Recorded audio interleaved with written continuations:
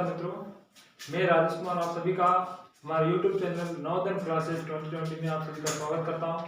तो मित्रों, हमने इस YouTube चैनल की तरह एक WhatsApp ग्रुप भी बनाया, जिसमें क्या है, किसी को यदि जैसे मैथ की क्लास है उसमें कुछ प्रश्न किसी को समझ नहीं आया या कोई भी तकलीफ हो या फिर उसके पास कोई दूसरा कोई क्वेश्चन हो जो उसको नहीं समझ में आ रहा हो, तो हमारे वो WhatsApp में जुड़ के और वो हमारे उस प्रश्न को सोल्व कर सकता है। तो वो व्हाट्सएप ग्रुप की लिंक हमने डिस्क्रिप्शन में नीचे दे रखी है। तो दोस्तों, हमने पिछले वीडियो में बताया था हिंदी का अपठित गद्यांश 19, तो इस बार हम पढ़ने जा रहे हैं हिंदी का अपठित गद्यांश 20। तो आइए ध्यानपूर्वक से गद्यांश को पढ़ते हैं, प्रश्नों को देखते हैं। बता की अवतरण 20। तो देखो ना, ये हमने शुरुआत में स्टार्ट करते समय ये ऊपर ये लिखा हुआ है कि बहुत से वैज्ञानिक के हाथ में, मतलब वैज्ञानिक के ऊपर ये पूरा लेख है।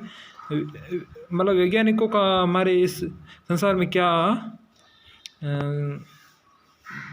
है, उनका योगदान है मानवता का उज्जवल भविष्य का। से अब प्रश्नों को ध्यानपूर्वक पढ़ेंगे। तो प्रश्न नंबर 1 में पूछा गया है कि वैज्ञानिक को किस प्रकार के विचार का होना चाहिए। मतलब वैज्ञानिक का विचार किस प्रकार का होना चाहिए। ऑप्शन ए उदारवादी, ऑप्शन बी मानवतावादी, ऑप्शन सी भौतिकवादी या ऑप्शन डी स्वार्थी। आगे बढ़ते हैं प्रश्न नंबर 2। प्रश्न नंबर 2 में पूछा है कि इस संसार का उज्जवल भविष्य किसके हाथों में है। ऑप्शन नंबर 1 में कृषकों के, ऑप्शन नंबर बी है भगवान के, ऑप्शन नंबर सी है वैज्ञानिक के, ऑप्शन नंबर डी है मनुष्य के। आगे है प्रश्न नंबर 3।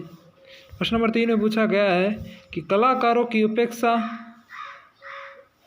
किसको प्रमुखता दी जानी चाहिए। कलाकारों की अपेक्षा किसको प्रमुखता, मतलब प्रमुख किसको, कलाकार में वो प्रमुख किसको बनाया दी जानी चाहिए, प्रमुख ऊपर किसको लिया जाएगा, मनुष्य को, संस्कृति को या सभ्यता को या वैज्ञानिकों को।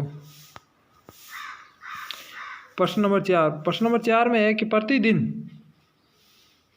प्रतिदिन के विकास में किस चीज़ की कटौती करनी चाहिए। अब कटौती है किस में करनी चाहिए, वैज्ञानिकों की या शास्त्रों की या सभ्यता की या उपज की। आगे बढ़ते हैं प्रश्न नंबर 5 कि उपयुक्त अवतरण के शीर्षक होगा। तो हम ऑप्शन नंबर 1 है विज्ञान के वरदान अभिश्राप के, या ऑप्शन नंबर बी है विज्ञान की देन, या ऑप्शन नंबर सी है विज्ञान की प्रगति, या ऑप्शन नंबर डी है वैज्ञानिकों की मानवता विचारधारा। तो हम गद्यांश की ओर चलते हैं, पढ़ते हैं ध्यानपूर्वक से। आज के संसार, मतलब भविष्य में वैज्ञानिकों के हाथ में, मतलब आज का संसार आज के इस संसार का भविष्य वैज्ञानिकों के हाथ में है। तो यहाँ प्रश्न नंबर 2 में पूछा गया था, 1 में नहीं 2 में ये पूछा गया था कि इस संसार का उज्जवल भविष्य, मतलब आने वाला भविष्य किन के हाथों में है। तो हमने यहाँ पढ़ा, हमें गद्यांश की प्रथम लाइन में भी हमें ये उत्तर मिल गया कि ये वैज्ञानिकों के हाथ में है। तो प्रश्न नंबर 2 का राइट आंसर है सी, वैज्ञानिक के। आगे गद्यांश को पढ़ते हैं। यदि ये केवल भौतिक सुख की साधना की खोज करते रहे तो मानवता के उज्जवल भविष्य नहीं रह जाएगा। वैज्ञानिकों को मानवतावादी होना जरूरी है, मतलब वैज्ञानिक को मानव की तरह सोचना चाहिए। तो हमने प्रश्न नंबर 1 में पूछा गया था कि वैज्ञानिक को किस प्रकार के विचार का होना चाहिए। तो हमने यहाँ पढ़ा गद्यांश में कि वह मानवतावादी होना चाहिए। तो इसका सही उत्तर है ऑप्शन नंबर बी।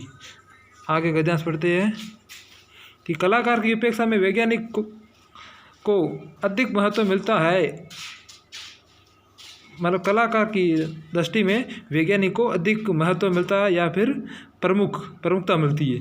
तो यहाँ प्रश्न नंबर 3 में यही पूछा था कि कलाकार को अपेक्षा किसको प्रमुखता दी जानी चाहिए। मतलब यहाँ ऊपर गद्यांश में क्या लिखा हुआ था कि महत्व है, प्रमुखता है, मतलब ये एक ही चीज़ है। तो इसमें क्या है कि वैज्ञानिकों को प्रमुखता। तो ये प्रश्न नंबर 3 का सही उत्तर है डी, वैज्ञानिकों को। आगे बढ़ते हैं गद्यांश को कि आज आवश्यकता इस बात की है कि वैज्ञानिक के व्यक्तित्व कि कलाकार में व्यक्तित्व का समावेश हो, तभी दुनिया सुंदर हो जाएगी। दिन प्रतिदिन दुनिया विनाश की ओर बढ़ रही है। इस परिस्थितियों से बदलना चाहिए। इस प्रकार वैज्ञानिकों का हृदय को विशाल एवं सौहार्दपूर्ण होना चाहिए, नहीं तो यह विज्ञान का एक दिन वरदान ही रह अभिशाप बन जाएगा। तो प्रश्न नंबर 4 में यही पूछा था कि दिन प्रतिदिन विकास में किस चीज़ का कटौती होनी चाहिए। यहाँ पर वैज्ञानिकों की कटौती होनी नहीं चाहिए। वैज्ञानिकों की कटौती होगी तो हमारा भविष्य का अलग अलग मशीनों का निर्माण कैसे होगा, आगे क्या होने वाला, भविष्य कैसे पता चलेगा। सभ्यता है, सभ्यता भी को नहीं बिखरना। सभ्यता में क्या है कि अलग अलग सभ्यताएं हैं, उनको भी कटौती नहीं होती। उपज की कटौती करेंगे तो हम खाएंगे क्या, इसलिए शास्त्रों की कटौती करनी चाहिए। जो शास्त्र पुरानी चल रही है उनकी जगह, सॉरी मित्र, ऑप्शन नंबर बी है, जो शस्त्र बोले तो औजारों की, उनकी कटौती करनी चाहिए। प्रतिदिन नए नए वैज्ञानिक नए नए गन जिसे बंदूक बोलते हैं उनका निर्माण कर रहे हैं। आगे देखते हैं प्रश्न नंबर 5 है। प्रश्न नंबर 5 में यही पूछा था कि उपयुक्त अवतरण या अवतरण गद्यांश जो भी है उसका शीर्षक क्या है। तो हमने ये गद्यांश को पूरे ध्यानपूर्वक पढ़ा। इसमें क्या है कि वैज्ञानिकों भविष्य में वैज्ञानिक के बारे में बताया गया, मतलब इसमें विज्ञान का तो बात की हुई है, लेकिन विज्ञान में वैज्ञानिकों की मानवता की बात की हुई है। तो इसका उपयुक्त शीर्षक है वैज्ञानिकों की मानवतावादी विचारधारा, मतलब वैज्ञानिकों की मानव के प्रति विचारधारा कैसी है, ये इसका उपयुक्त शीर्षक है। तो मैं उम्मीद करता हूँ कि आपको ये वीडियो समझ में आया होगा। यदि आपको कोई किसी भी जगह कोई प्रश्न में डाउट लगता हो तो हमें बताइए, तो हम आपको कल को दोबारा भी समझा सकते हैं। तो जुड़े रहिए हमारे YouTube चैनल नॉर्दर्न क्लासेस 2020 में, और भी अपने दोस्तों को जोड़ो ताकि वो भी इस लॉकडाउन में महामारी कोरोना जैसी बीमारी की है उसमें घर बैठे बैठे ये नवोदय का ट्यूशन कर सके ऑनलाइन। तो धन्यवाद। जय हिंद, जय भारत।